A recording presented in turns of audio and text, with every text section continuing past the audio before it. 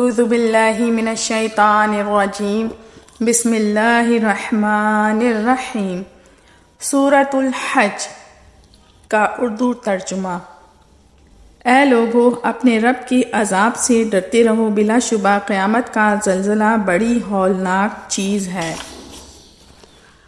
اس دن تم دیکھو گے کہ ہر دودھ پلانے والی اپنے دودھ پیتے بچے کو بھول جائے گی اور ہر حمل والی اپنا حمل گرا دے گی، اور تم لوگوں کو مدہوش دیکھو گے کہ حالانکہ وہ مدہوش نہیں ہوں گے بلکہ اللہ کا عذاب ہی بڑا سخت ہوگا۔ کچھ لوگ اللہ کے بارے میں علم کے بغیر باتیں بناتے ہیں اور وہ ہر سرکش شیطان کی پیروی کرتے ہیں،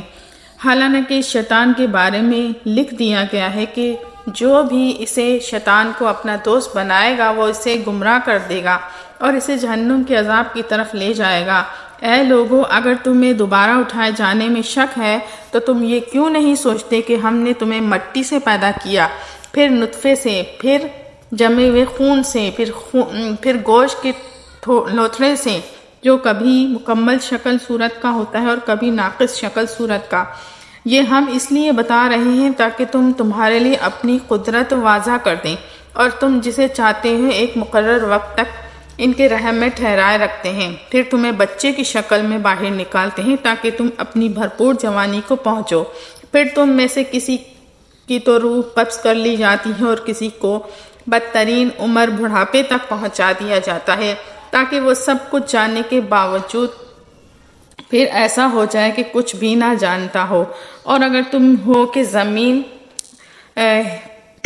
بنجر اور خشک ہوتی ہے، پھر جب ہم اس پر بارش برساتے ہیں تو وہ ابھرتی اور پھولتی ہے اور ہر قسم کے پر رونق نباتات اگاتی ہے، یہ اس بات کی دلیل ہے کہ اللہ ہی حق سچا معبود ہے، اور بے شک وہی مردوں کو زندہ کرتا ہے اور وہ ہر چیز پر قادر ہے، اور یقیناً قیامت آنے والی ہے جس میں کوئی شک و شبہ نہیں، اور بلا شبہ اللہ قبر والوں کو ضرور دوبارہ زندہ فرمائے گا۔ اور کچھ لوگ ایسے ہیں جو بغیر علم و ہدایت اور روشنی کتاب کے دلیل کے اللہ کے بارے میں بحث کرتے ہیں اور تکبر کی وجہ سے اپنی گردن موڑتے ہیں تاکہ وہ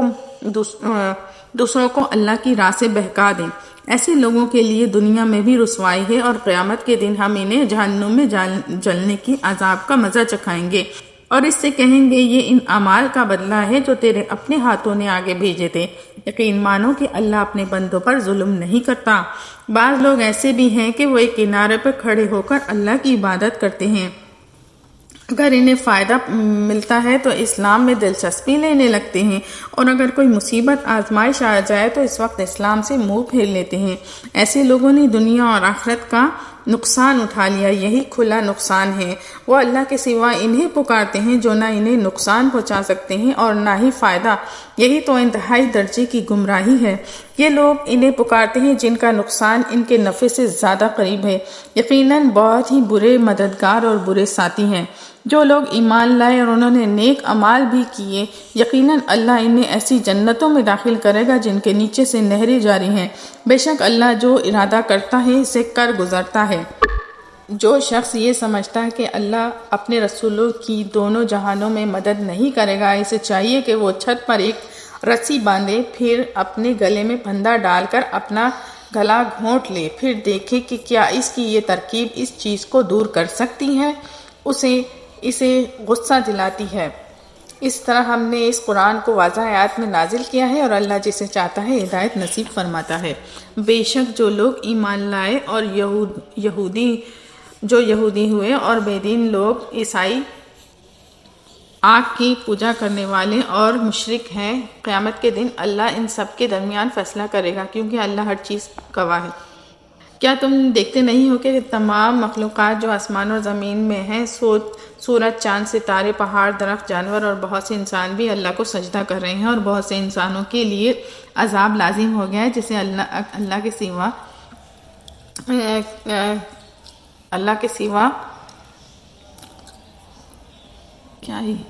جسے اللہ رسوا کر دے، اسے پھر کوئی عزت نہیں دے سکتا۔ بے شک اللہ جو چاہتا ہے کرتا ہے۔ یہ وہ دو فریق ہیں جنہوں نے اپنے رب کے بارے میں جھگڑا کیا، پس جنہوں نے کفر کی راہ اختیار کری ان کے لیے آگ کے کپڑے بنائے جائیں گے اور ان کے سروں کے اوپر سے کھولتا ہوا گرم پانی بہایا جائے گا، جس سے ان کے پیٹ کی سب چیزیں اور کھالیں گل جائیں گی اور انہیں لوہے کی گزوں ہتھوڑوں سے سزا دی جائے گی۔ جب بھی وہ غم کے مارے جہنم سے نکلنا چاہیں گے تو پھر اسی میں لوٹا دیے جائیں گے اور ان سے کہا جائے گا کہ آپ آگ کے عذاب کا مزہ چکھو۔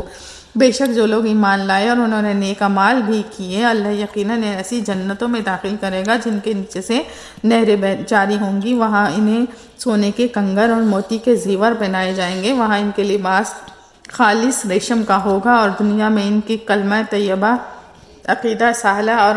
قابل تعریف اللہ کی راہ کی طرف رہنمائی کر دی گئی تھی۔ بے شک جن لوگوں نے کفر اختیار کیا اور وہ لوگوں کو اللہ کی راہ اور مسجد حرم سے روکتے ہیں جسے ہم نے تمام لوگوں کے لیے بنایا، خواہ وہ وہیں کے رہنے والے ہوں یا باہر کے، اور جو کوئی اس مسجد حرم میں ظلم کے ساتھ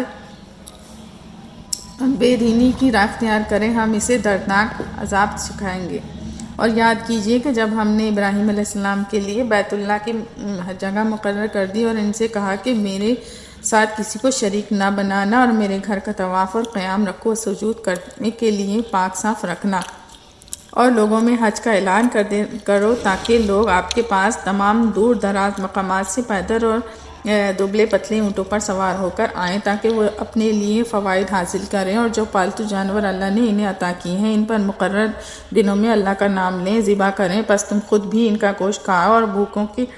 بھوکے فقیروں کو بھی کھلاؤ۔ پھر انہیں چاہیے کہ وہ اپنے جسم کا میل کچیل صاف کریں، قربانی کے بعد نہا لیں اور اپنی نظر پوری کریں اور اللہ کے قدیم گھر بیت اللہ کا طواف الافاضہ کریں، اور یہ ہمارا حکم ہے، اور جو کوئی اللہ کی حرمت احکام کی تعظیم کرے گا تو یہ عمل اس کے لیے بہت ہی بہتر ہے، اور تمہارے لیے چوپائے جانور حلال کر دیے گئے سوائے ان جانوروں کے جو تمہارے سامنے بیان کر دیے گئے، لہذا تم بتوں کی عبادت اور جھوٹی بات سے پرہیز کرو۔